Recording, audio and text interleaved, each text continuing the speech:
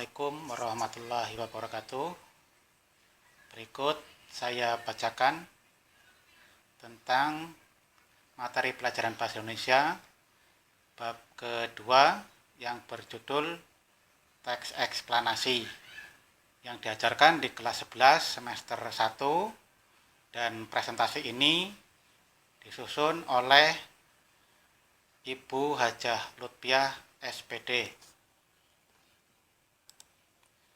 Kompetensi dasar dari pelajaran Bahasa Indonesia kali ini, yang pertama adalah menganalisis struktur dan kebahasan teks eksplanasi. Kemudian memproduksi teks eksplanasi secara lisan atau tulis dengan memperhatikan struktur dan kebahasan.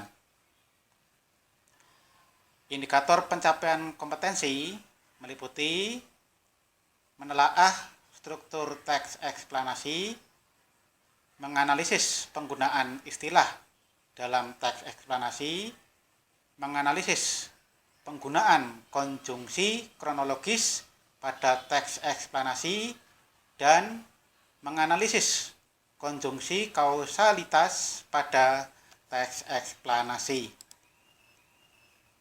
Pengertian teks eksplanasi.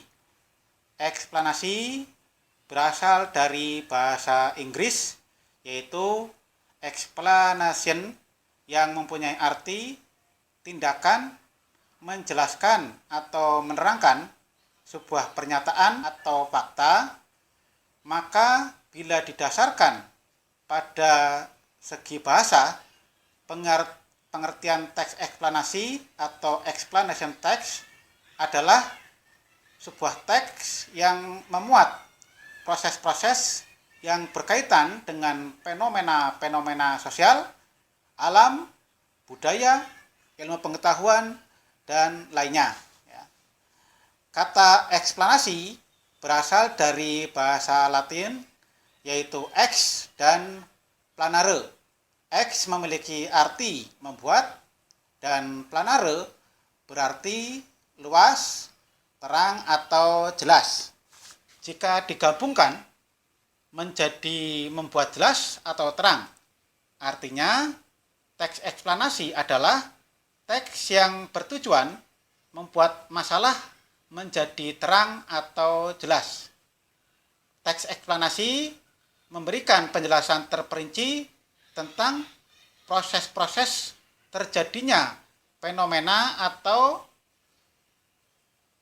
sosial yang menjelaskan hubungan logis dari beberapa peristiwa.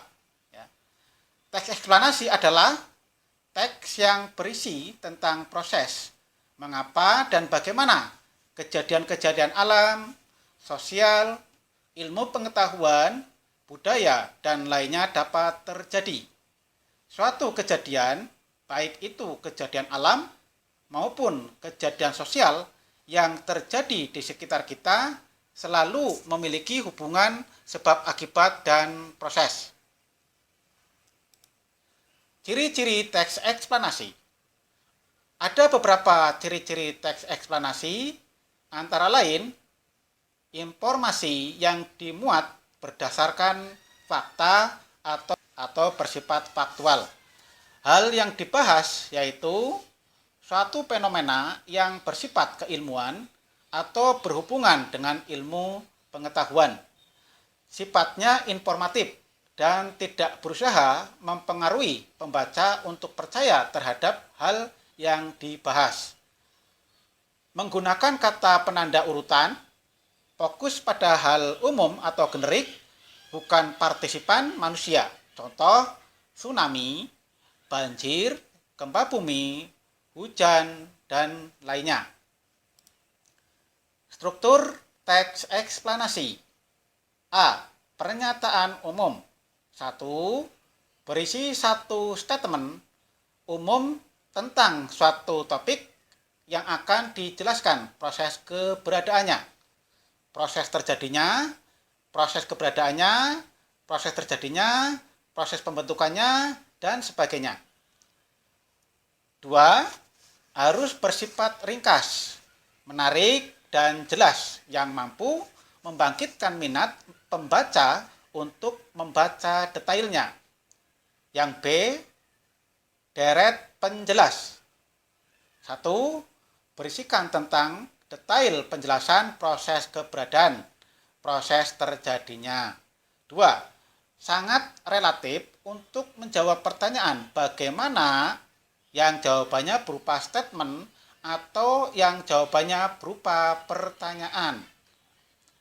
3. Dimungkinkan mengingat proses perlu dijelaskan bertahap. Pertama, kedua, ketiga, dan sebagainya, atau pertama, berikutnya, terakhir. 3. Interpretasi atau penutup. Interpretasi dalam teks eksplanasi dapat dikatakan sebagai penarik kesimpulan. Kamu bisa memberikan tanggapan atau pernyataan terkait fenomena yang diangkat dalam teks tersebut. Kaidah kebahasan teks eksplanasi. Dilihat dari bahasanya, teks eksplanasi juga memiliki khas yang membedakannya dengan teks-teks yang lain. Ciri bahasa pada teks eksplanasi antara lain: 1. Penggunaan istilah ilmiah dan istilah asing. Istilah ilmiah merupakan unsur sarapan asing yang pengucapannya telah disesuaikan dengan kaidah bahasa Indonesia. 2. Penggunaan konjungsi waktu. Konjungsi waktu yaitu konjungsi yang mengacu pada urutan waktu dan menjadi sarana kohesi teks. Konjungsi waktu diantaranya adalah sementara, sejak, kemudian, lalu, setelah, sesudah, ketika, tatkala, saat sementara itu, setelah, sesudah itu, dan sebelum itu. Konjungsi waktu digunakan untuk menyatakan waktu. Konjungsi waktu digunakan dalam teks eksplanasi karena teks tersebut berisi proses terjadinya sesuatu. Proses terjadinya sesuatu umumnya dijelaskan dengan waktu. 3. Penggunaan konjungsi kausalitas atau sebab akibat. Konjungsi sebab akibat yaitu konjungsi yang menghubungkan dua klausa atau lebih yang mempunyai hubungan sebab akibat. Konjungsi sebab akibat diantaranya adalah sebab, karena, akibatnya, oleh karena itu, dan sehingga. Konjungsi sebab akibat menghubungkan satuan kebahasaan untuk menyatakan hubungan sebab akibat. Yang keempat, penggunaan verbal material dan penggunaan verbal relasional. Verbal material yaitu kata kerja yang mengacu pada tindakan fisik. Verbal relasional yaitu kata kerja penghubungan yang berfungsi untuk menghubungkan subjek dengan pelengkap. Misalnya adalah menjadi, memiliki, ada, merupakan. Materi prosedural yang ketiga. Prosedur mengidentifikasi dan mengonstruksi teks eksplanasi sebagai berikut. Yang pertama, memahami struktur. 2. Memahami kebahasaan. 3. Menentukan judul. 4.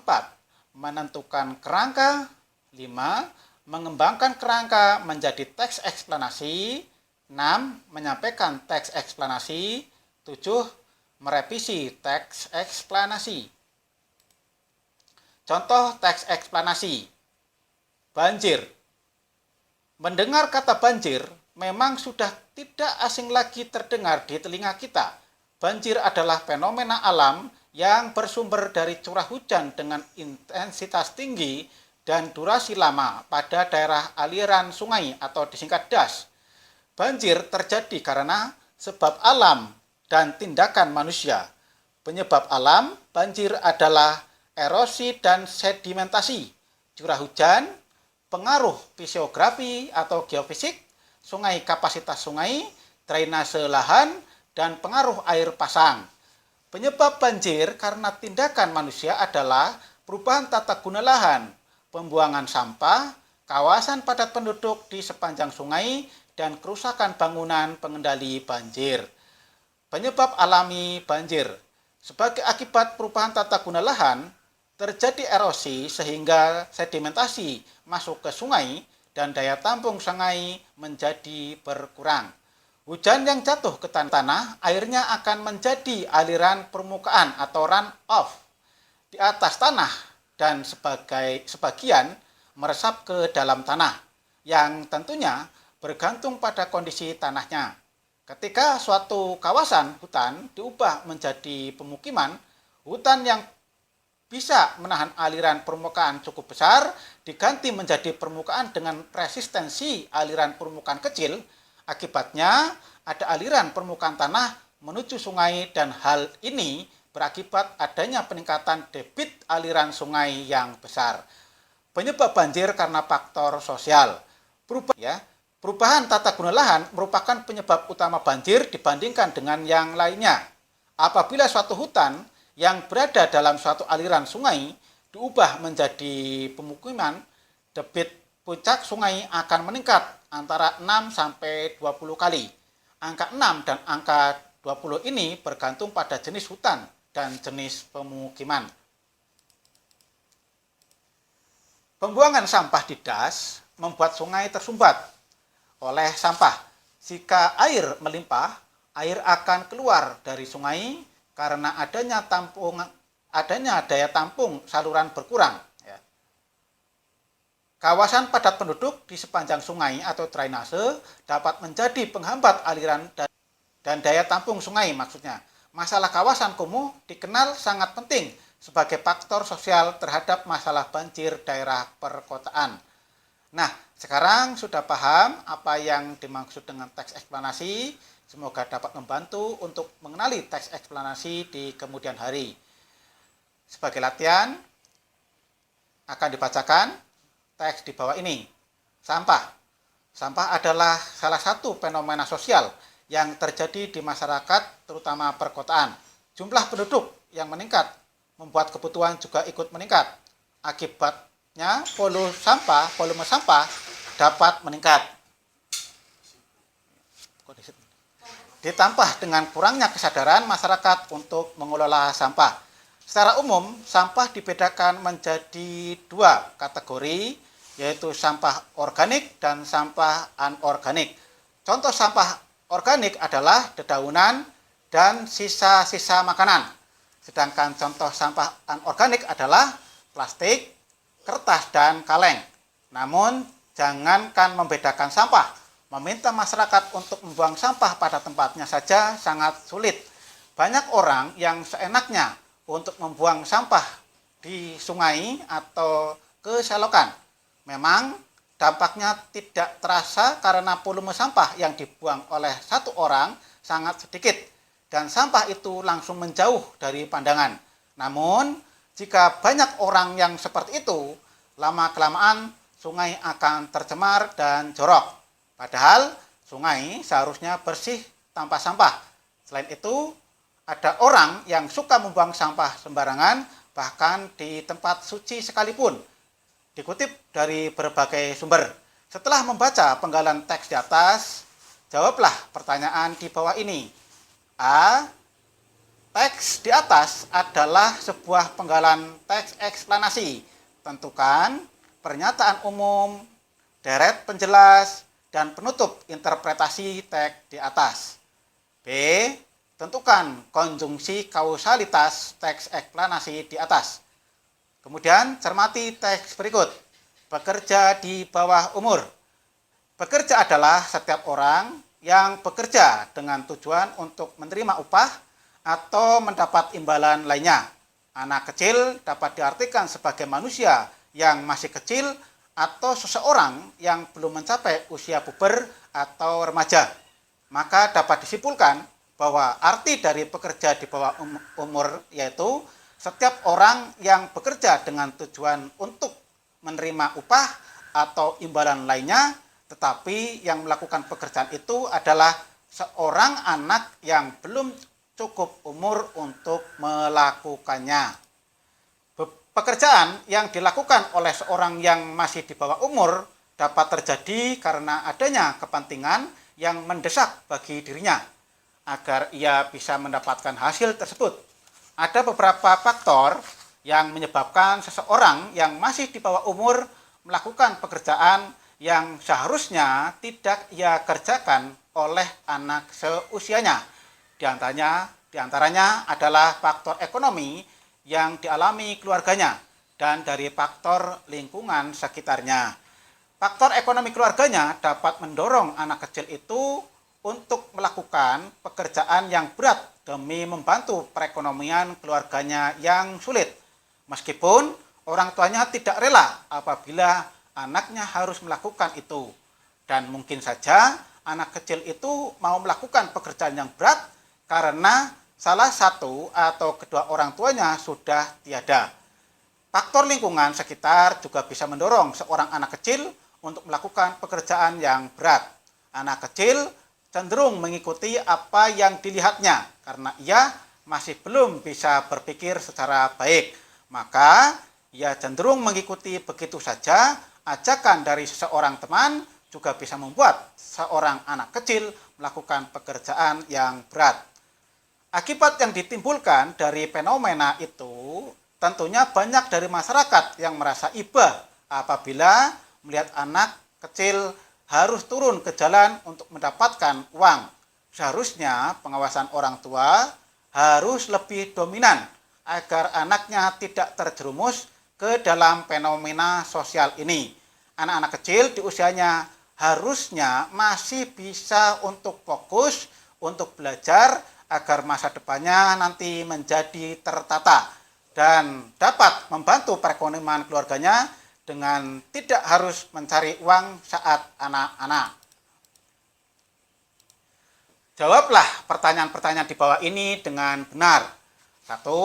Apa yang dimaksud dengan teks eksplanasi? 2. Apa saja yang dibahas dalam teks eksplanasi? 3. Terangkan pengertian gagasan umum. 4. Jelaskan fungsi gagasan umum dalam teks eksplanasi. 5. Bagaimana cara menemukan gagasan umum dan fakta dalam teks eksplanasi. Selanjutnya, bacalah teks eksplanasi berikut. Pengangguran. Pengangguran merupakan salah satu fenomena sosial yang berkaitan dengan aspek ketenaga kerjaan yang menjadi masalah di masyarakat.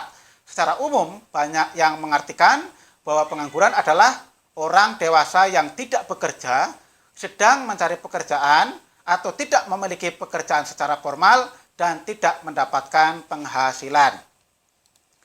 Ada beberapa faktor yang sangat mendasar yang menjadi penyebab terjadinya pengangguran. Pengangguran biasanya terjadi karena tidak memiliki ijazah yang diperlukan untuk bekerja.